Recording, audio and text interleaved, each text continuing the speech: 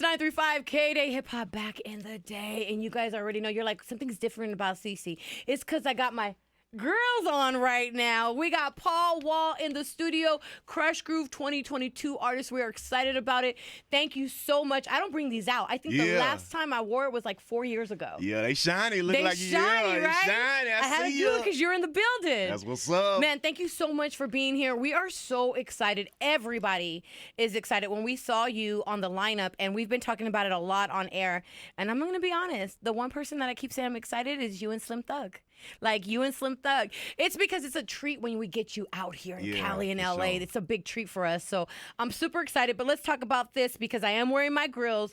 I just want to know, what was that studio session like with you and Nelly and Ali and Gip, like in the studio making Grillz? What was that session like? Oh, it was definitely unforgettable, so memorable. We were in Atlanta, Georgia at Southside Studios with Jermaine Dupri. I'm talking about every inch of every wall in the whole entire building was filled with plaques, platinum plaques, gold plaques, diamond plaques. I'm talking about he got multiple diamond plaques. He got all the #1 plaques for all the #1 hits he had. So me personally, it was very intimidating going in there. I was like, man, I don't know, how am I going to live up to this, man? I'm just, a little kid from Texas, you know what I'm saying? So I was not prepared for that amount of the moment. But my boy Nelly came in there and said, man, Paul Wall, this is what I want you to do. What it do, baby? It's Paul Wall, baby. What it do, baby? It's Paul Wall, baby. He just got me so hyped and wired up. And then from that first bar, it just, I went from there. What it do, baby? It's the Ice Man, Paul Wall, and then just went off. But, man, my boy Nelly definitely wired me up, gave me that spunk to get me going because I was a little bit depleted and defeated when I walked in. Like, man, I don't know if I'm going to live up to this moment, but thank God I did. I feel that. Man. He made you feel really comfortable, and that's super important. Yeah, thank you, Nelly. Listen, I've been in those situations where I'm like, do I fit in here? Like, this is kind of weird. So I totally get it. But let's go into, I want to move into Kanye really quick because I'm honest, I will talk about his antics. I do talk about good things that he does. But when we saw Genius on Netflix, that opened my eyes to a Kanye that I didn't even know, but that I highly respect, right? So how was it being in the studio with Kanye when you guys made Drive Slow and, Off the Late Registration? How was it being with Kanye in the studio at that time? And then also, too, because he's such a genius, I know you took a gem home with you. Yeah, definitely. And, there's like the joke, I don't want to get took off Donda. How the rappers don't want to get took off Donda. That's how it was. Even back then when I did that, Drive Slow with him, from the first time my boy Plain Pat sent me the beat, and he said, hey, I got this song. I'm A&R on Kanye West album.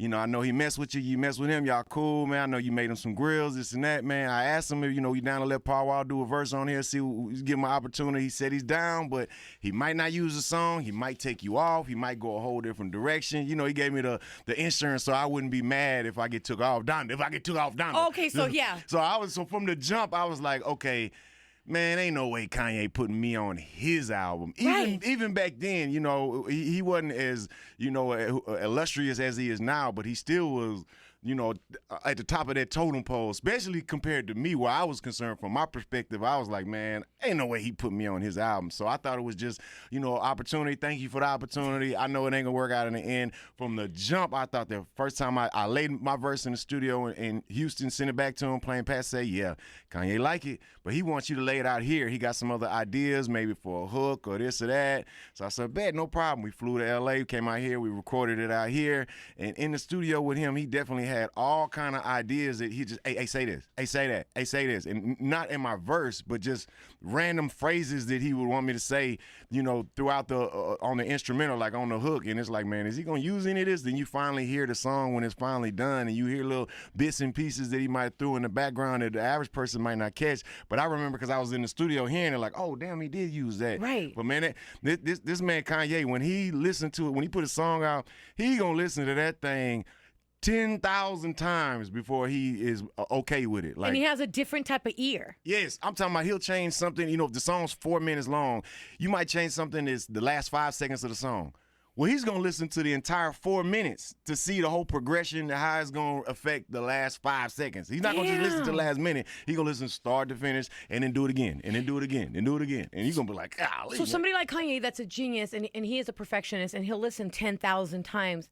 Is that intimidating? Because that to me has to be. I mean, for me, I'm an overthinker. Okay. So I got to have somebody else take the reins when it comes to that type of thing. I need somebody else to have a different vision that can like protect me from myself, because I have a unique preference. The things I like aren't the things that's gonna sell the most. The things I like aren't gonna be the things that we can maximize and market and push the most. So I just got a unique preference, but I understand that. I'm okay with that. So I need somebody like my boy T. Ferris, who always, my whole career, he always was the one to pick the song, say, nah, this the single. Nah, I don't like that one. This the one. Nah, this the one. And he would always be right. Damn, T. Ferris. Always right, man.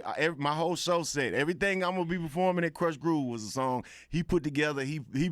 Some of the songs he forced me to get on, like, man, and thank God he was right. Man. Oh, but which you gotta tell us some of the songs. Every song, Sit Sideways, Still Tipping, Break 'Em Off. What else we going? I don't know what all songs we performing, but damn, T. Old Ferris. Girl. What's his name? T. Ferris. T. Ferris. He sound like he's a plug. Oh my God, man. Yeah, he's doing big things now. Of course, he manages Megan Thee Stallion. He's managed a lot of other artists over the years. When he managed me, he also managed.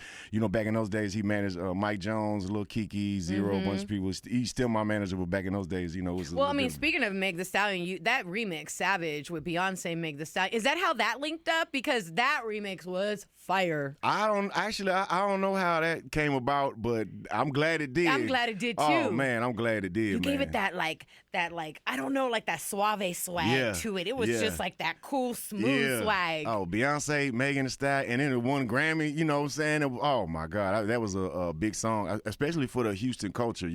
For us, it was. We were real proud of Megan. Of course, Beyonce as well. But we were, man. Listen, we was bumping here in L.A. We was proud of it. We were like, man, I'll be on that 101 bumping it. You don't hear Beyonce get on too many like remixes like that. You know what I'm saying? But she came off, man. But whenever she does, it's hands down. She kills it. Hands down. Okay, so before we jump into Krush Groove, because that's really what we're super excited about, we were able to grab a couple of our K-Day listeners, and they're really big fans of yours. And so I told 2 of them that I would shout them out. So I want to go ahead and show some love to @Mr_Fuentes_87. I told you I would ask him right here in the middle of the interview, so I'm staying true to my word. And he's a big WWE fan, so he wants to know, are you still a fan? Yeah, definitely. Still a fan? You still watch? Definitely. It's changed over the years. Of course, how they present things over the years. Of course, camera qualities, all that stuff has changed over the years too. So you get all type of angles. I'm a huge fan. Still watch it. Roman Reigns is probably my favorite right now. But yeah, definitely still watch that. Have you seen Dark Side of the Ring? That docu. It's I need literally about everything and all the BS that goes on behind wrestling. Yeah. Yeah, I think that's either on HBO Max or Netflix. I can't think, but yeah, it's called The Dark Side of the Ring, and I've been watching that. When I see you at Krush Groove, I'm gonna have now an you update. have something to watch right on your flight. Homework. I'm telling you. So also too, we got a shout out at Young Black Queen 1. Shout out to you, girl. She said, "Ask Paul Wall for me where are most of his fans from, and who shows him the most love?"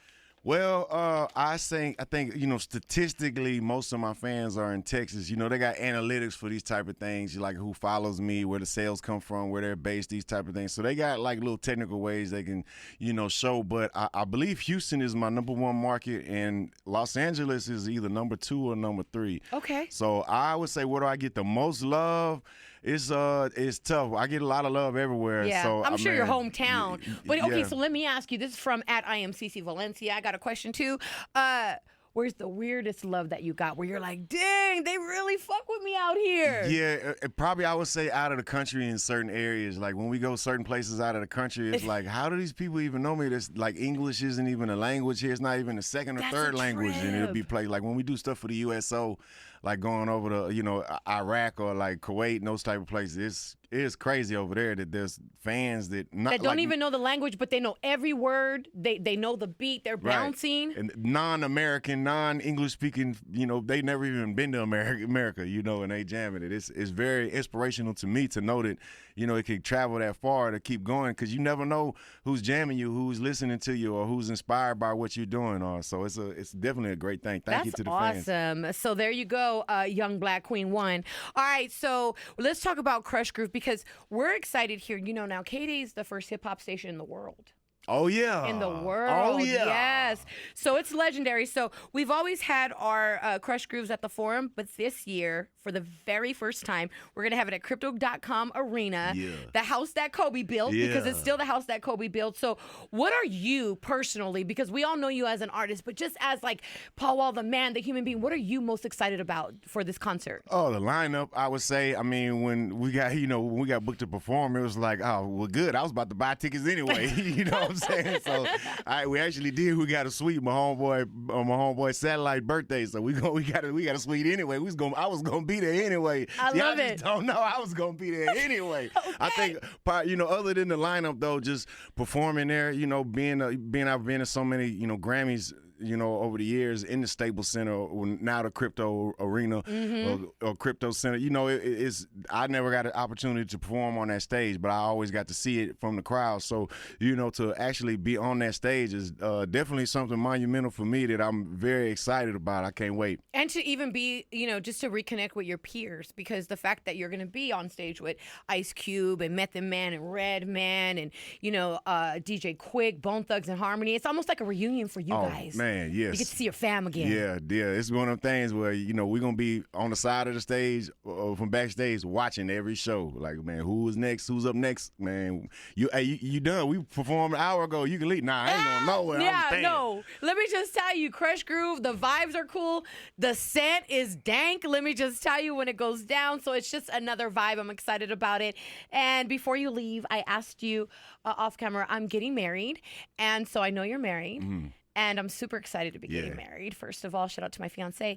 And I just want to know, is there any words of advice you can give me to help me maintain that marriage and to keep it stronger and lasting longer? Yeah, definitely. I think a lot of us have a misconception of what marriage is or what it should be, or we have our hopes and dreams of this and that or what we think it's supposed to be. But at all times, you got to realize that you're dealing with another person, and even though y'all might have y'all might be in sync, you know what I'm saying? But they're still an individual who has their own feelings and their own, issues that they grew up with that they're dealing with now, just like you do. So certain things might affect them different than they affect you.